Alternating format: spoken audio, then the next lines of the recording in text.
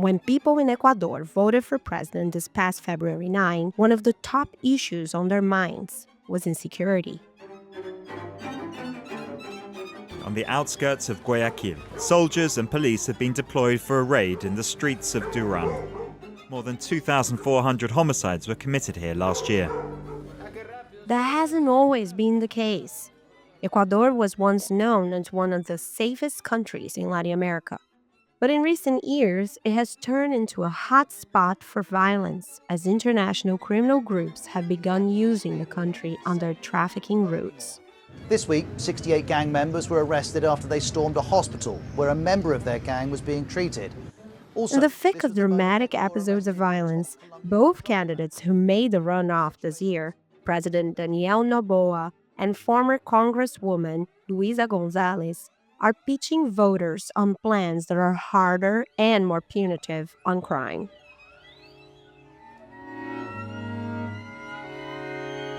Hi, this is Luisa Lemi with ASUA Online. Welcome back to Latin American Focus. In 2023, government was so unpopular in Ecuador, in part due to this surging homicide rate, that both the president and Congress got replaced in a special election. Noboa won that election in 2023. Mañana empezamos a trabajar para reconstruir un país que ha sido gravemente golpeado por la violencia. Desde mañana empieza a trabajar Daniel Noboa, su nuevo presidente de la República. Muchas gracias. At just 35, the youngest elected president in the world, vowing to change Ecuador's politics as usual. But when it came to crime, he adopted an approach well known in the region. Some countries call it Mano Dura. In others, people say bandido bom é bandido morto. It's not new, but it seems to be more and more popular nowadays across the region. President Noboa is clearly modeling himself on President Bukele in El Salvador. So, very much embracing what's called Mano Dura policies. So, mailed fist policies that center on military responses to the security situation. That's Vanda Felbab-Brown, a senior fellow in the Strobe Talbot Center for Security, Strategy, and Technology in the Foreign Policy Program at Brookings Institution and the director of the Initiative on Non-State Armed Actors. On this episode, she breaks down to my colleague Chase Harrison what the Mano Dura approach means, detailing how Noboa and other leaders in the region have elevated the military to perform police duties, increased penalties for criminals, and filled mega prisons to capacity. No vamos a dejar que un grupo de terroristas detenga al país. Hoy presento los diseños aprobados para la realización de los centros de privación de libertad en Pastaza y Santa Elena. Felbab-Brown explains there are limitations and risks to this approach, and Ecuador might be where the Mano Dura model's flaws are on full display. There seem to be some improvements. Most importantly, homicides declined by about 16.5% across 2024. But how sustainable or ephemeral it is, it's a big question, and we already saw violence spiking up really dramatically in January 2025, making it one of the most violent months in years, if not decades. Thank you for joining us. We have even more on Ecuador elections on our website, and if you haven't yet, subscribe to Latin American Focus podcast. Here is Vanda Felbab-Brown and Chase Harrison. You're listening to Latin America in Focus. Latinoamérica en Foco. América Latina en Foco. A podcast by America Society, Council of the Americas on politics, economics, and culture in the region. Vanda, thanks for coming on the Latin America in Focus podcast. Oh, thank you for having me, Chase. I wanted to start our conversation by getting some background on the deterioration of security we've seen in Ecuador. Ecuador was once a country known as an island of peace in Latin America. But since roughly around the time of the COVID-19 pandemic, we've seen a spike in violence, a spike in homicides, and a spike in transnational criminal activity in the country. What are some of the factors you would point to that produced this rise in insecurity? Latin America has for decades suffered from enormously high criminal rates, but there have been some exceptions to it. And Ecuador also became rather famous for its success during the presidency of Rafael Correa of transforming a street gang or several street gangs, such as very prominently Latin Kings, into legal entities which reduced a lot of the street criminality. But at the same time as this was unfolding, the country started suffering from a set of internal and external challenges. So the visibility of violence really spiked with COVID, but in fact, the background, the root developments have been taking place prior to that already since about 2014, at least for a decade essentially. So, what are the internal and external developments? Let me start with the external ones. That Ecuador became of high interest to international powerful criminal groups, most specifically the Sinaloa Cartel and Cartel Jalisco Nueva Generación, which became the core actors in international cocaine trafficking after Colombia signed a peace deal with the leftist guerrilla group, the FARC, in 2016. And that reorganized structure of international trafficking in Colombia, out of Colombia, and really empowered the Mexican criminal gangs. Ecuador at first became a convenient way station located close to areas with some of the highest coca cultivation, such as Putumayo and Nariño in Colombia. So all of a sudden, Ecuador really sprung into the interest of major transnational criminal groups. And soon after the Mexicans, other groups followed, such as Albanian groups and Balkan criminal groups, as well as Italian and other European organized crime groups, with Ecuador becoming a large transportation hub of cocaine. And the fact that you have very large ports in Ecuador, like Guayaquil, exporting bananas and other agricultural produce became very convenient for hiding international contraband, such as drugs. Now, other things also took place internally. The Korea's success with the street gang did not extend to the building up of powerful internal organized crime groups, more specifically the choneros and the lobos, that continue to grow in power in the country. And then you have a set of changes over the past several years, cuts into the budgets of the security forces and law enforcement forces to deal with IMF restrictions, to deal with IMF mandated restructuring, dismantling of the justice ministry. And then you end up with COVID, the dramatic economic shock, the fact that so many people lose their safety net, are pushed into the hands of the criminal groups. And at the same time, the local Ecuadorian criminal groups are learning from the external partners, from the Sinaloa Cartel, Cartel Jalisco Nueva Generación, and becoming far more ambitious, expanding into many new economies, learning from the Colombian counterparts like the FARC mafia groups and the Golfo Cartel, expanding into illegal mining, illegal logging.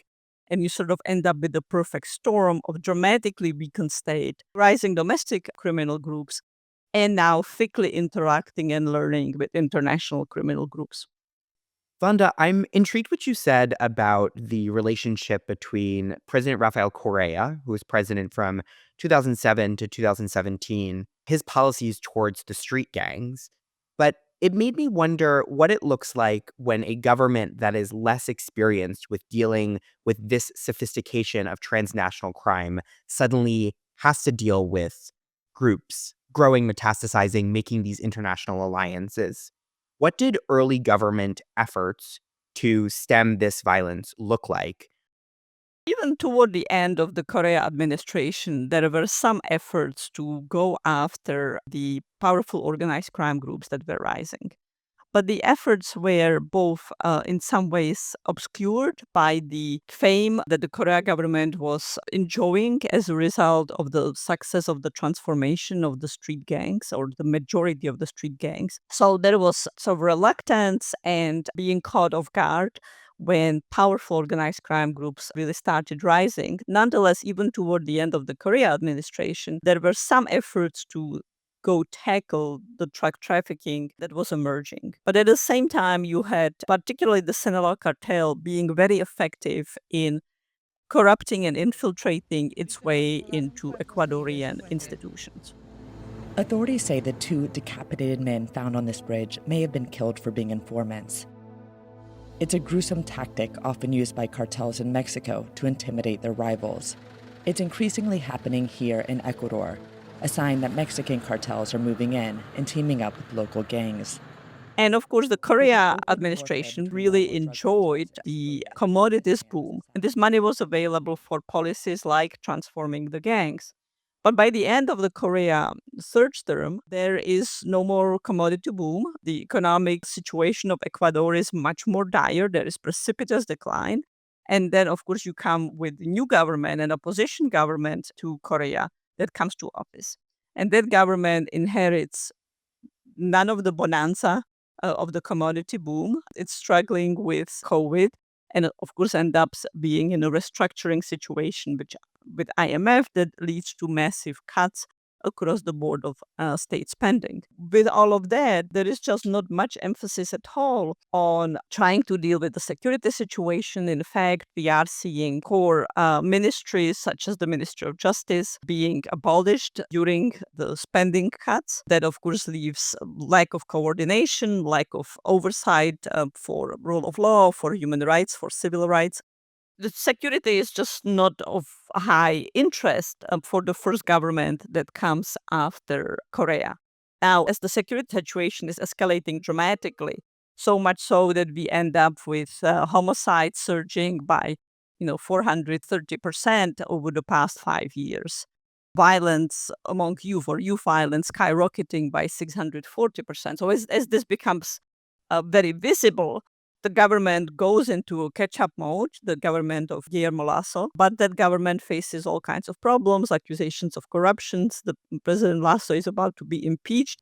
Para dar una salida constitucional al Ecuador, he decidido disolver la Asamblea Nacional por grave crisis política. And rather than being impeached, he calls early elections, which in 2023 are won by a young businessman, son of one of the country's wealthiest families, Daniel Noboa. So you have big discontinuity in institutional knowledge, institutional processes, but you also have the fact that the country is for the first time really confronting a perfect storm of very much empowered internal and external criminal actors and really weakened state and weakened societal resilience to organized crime being very weakened by COVID. And this creates one big headache for Daniel Noboa when he takes office in November of 2023. Noboa's campaign in that election you spoke of, he spoke frequently about getting rid of the old Ecuador, this old sense of politics. He's now been in office for a little over 1 year, and he's been very focused on security. How would you define Noboa's approach to security? Is there continuity, or is he taking a completely new swing at getting this issue resolved? President Noboa, who just went through the first round of presidential elections and is heading into a second round of presidential elections in April, is clearly modeling himself on President Bukele in El Salvador. So, very much embracing what's called Mano Dura policies, so, mailed fist policies that center on military responses to the security situation. Clearly, there are massive security and rule of law deficiencies in the country. Noboa comes to office amidst widespread corruptions and revelations of infiltration of organized crime into politics and business. You have violence occurring not just daily on the street, as I mentioned, with dramatic escalation of homicides and corruption, but you also have very dramatic displays of violence. One of the other presidential candidates in 2023, when Noboa is running for the presidential office for the first time, is assassinated by the gangs. A presidential candidate who vowed to root out corruption was shot and killed after a rally on Wednesday. 7 suspects from Colombia were arrested. Since then, you have all kinds of political leaders either extorted, blackmailed, or outright assassinated including just in the first round of the recent elections. So the country is really in a dramatic crisis, dramatic collapse of security. And Noboa is clearly elected to improve security. That's his priority, even as the economic situation continues to be very difficult. And energy situation in the country develops in difficult ways in 2024, where the lack of energy supply, electricity supply, leads to lengthy blackouts, sometimes 14 hours a day. So Noboa's policies are at first very popular, and they seem to deliver some results. So essentially, the mailed fist policy consists of deploying the military, creating onto the streets to do anti-crime activities, going after leaders of criminal groups, taking control of prisons. When he comes into office early on in his first weeks in office, he is trying to move a prominent trafficker, drug capo, within the prison systems, and in retaliation, the gangs shoot up the streets, shoot up the prisons, organize a large uprising in the prisons, engage in massive violence, and that just gives further justification and further popular acceptance. Noboa declares a state of internal conflict, essentially state of emergency. He declares 22 groups, criminal groups, as terrorist organizations. And there seem to be some improvements. Most importantly, homicides declined by about 16.5% across 2024. But how sustainable or ephemeral it is, it's a big question. And we already saw violence spiking up really dramatically in January 2025, making it one of the most violent months in years, if not decades. And of course, all these policies come with very substantial criticism for massive human rights abuses, be they extrajudicial killing, arbitrary and mass detentions, roundup, systematic impunity for actions of the military, police forces, prison authorities, and real fear that the policies will lead to the same decline in civil liberties, human rights, and basic democratic and accountable principles as had happened in El Salvador under Bukele. You spoke about Noboa's use of the declaration of a state of emergency. He called it an internal armed conflict. He promoted, as you noted, the elevation of the military's role in battling these groups. I'm curious what these sorts of policies do to the Ecuadorian state in the medium and long term. How are we seeing the government of Ecuador institutionally shift under these conditions? We start with an Ecuador that already is very institutionally deficient. So, even before Noboa comes to office, you don't have the Ministry of Justice that had been abolished in prior administration. And that's critically detrimental to rule of law and to combating organized crime and to making sure that human rights abuses are prevented and punished and that civil liberties are maintained. You already have a police that is struggling with crime, and you have various government institutions in the security sector, but beyond the security sector, deeply infiltrated by organized crime and thickness of relations between businessmen, politicians, and organized crime group. So you come in with state that is structurally deeply deficient, where institutions are weak, corrupt, dismantled in some cases. And of course, now so much power is handed over to the military, with really little planning for how the military will be transitioned out, at what point will police forces be empowered.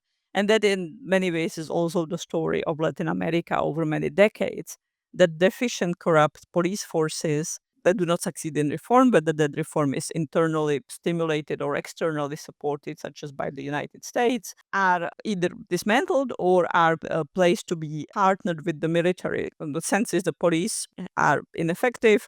We need to deploy the military. The problem becomes that the military is deployed for years and years and decades, and there is really no pathway out. Certainly, there is big risk in Ecuador that we are going to end up in that same situation. Incidentally, as I mentioned, we just had the first round of elections in which President Noboa is one candidate and has won just slightly enough than his major opponent, Luisa Gonzalez, who comes from Correa's party. There was wide expectation that Noboa would lead quite heftily in the first round. And in fact, the election result is extraordinarily tight with the second round in April. But even though Gonzalez is positioning herself as having different policies from Noboa, she too has embraced the military. So she has proposals that differ from Noboa in their context, but she is also very clearly counting on the military staying as the principal response to organized crime. But perhaps the greatest risk really is that we will in fact see such weakening of human rights and civil liberties and rule of law that we end up with a slide toward an authoritarian government where elections might still be taking place, but so many checks and balances have been weakened or eliminated that there are limits to what elections bring in terms of any kind of accountability, that in fact we will end up heading into the Bukele El Salvador situation. But there is one big caveat emptor. Bukele has been able to bring violence down dramatically and sustain it through policies that are massive civil rights and human rights violations on an egregious scale. Well, that's not the case in Ecuador, right? Violence did go down, and it go down by 16.5% for about 12 months. That is not nothing. That's significant accomplishment. But violence is spiking, and so many other issues are happening with the policies that it's very easy to imagine that violence will remain at a very high level or start increasing once again.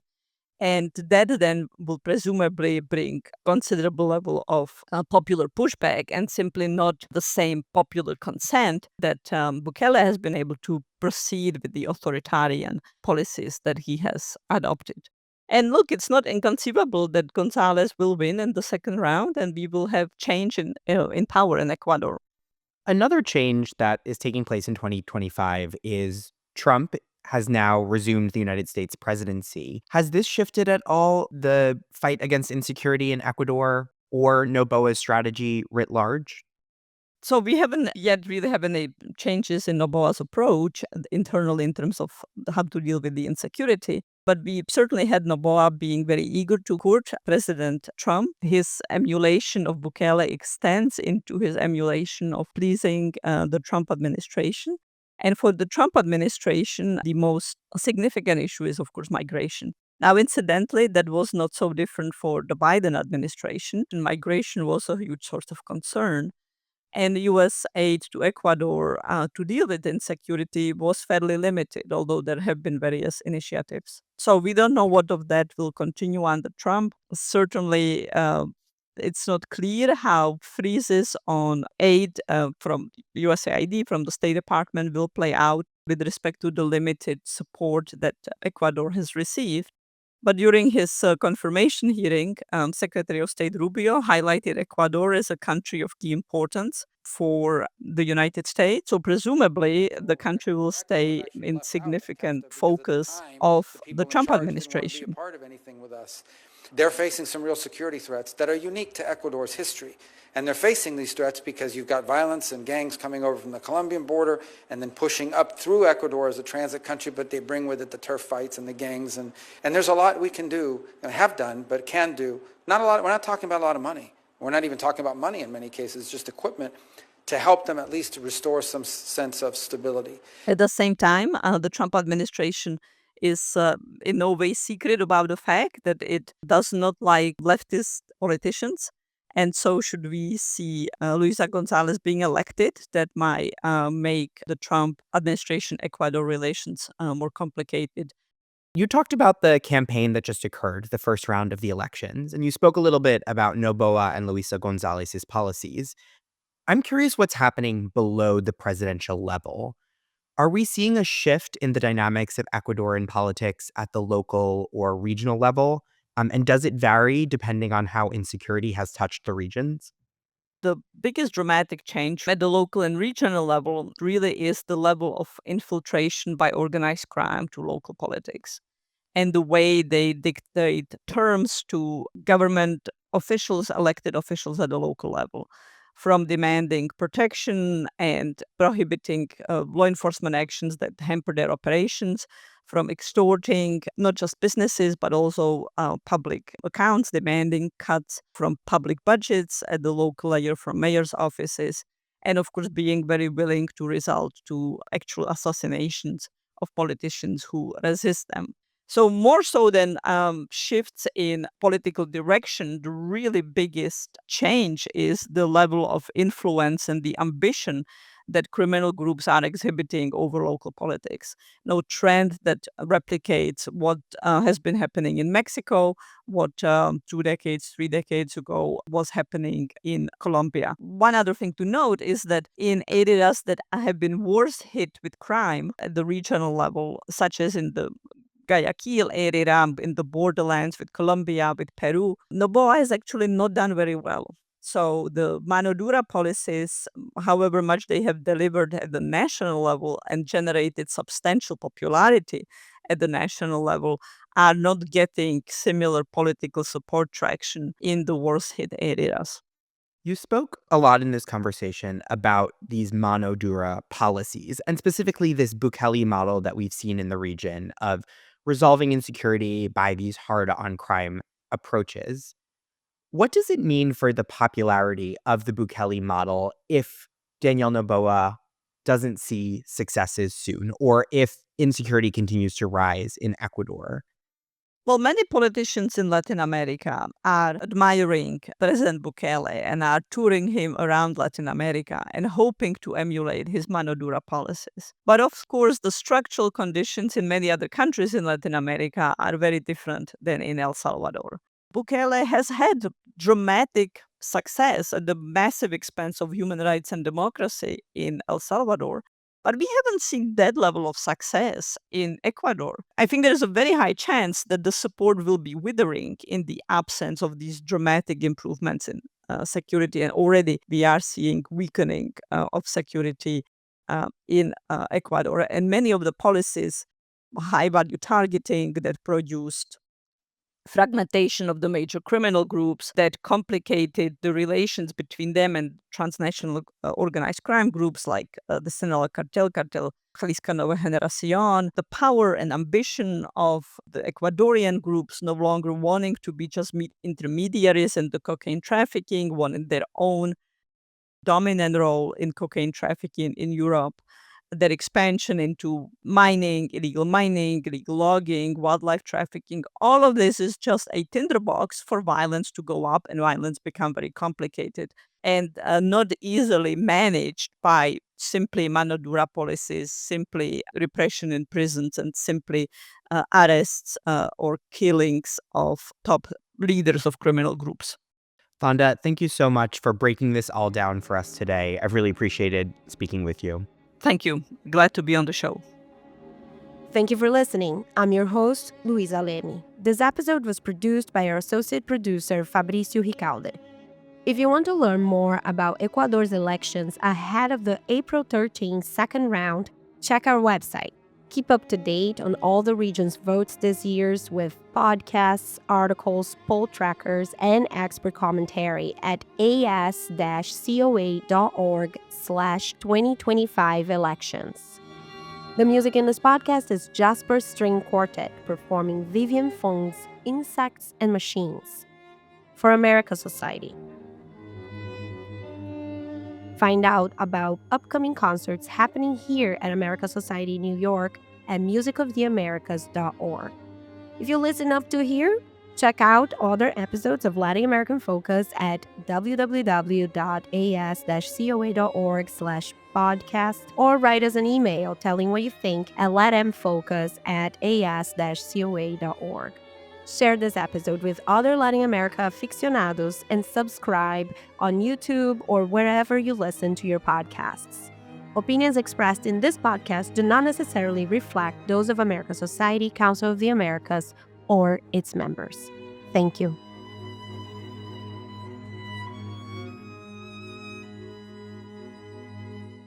Thanks for listening. For more, visit as-coa.org.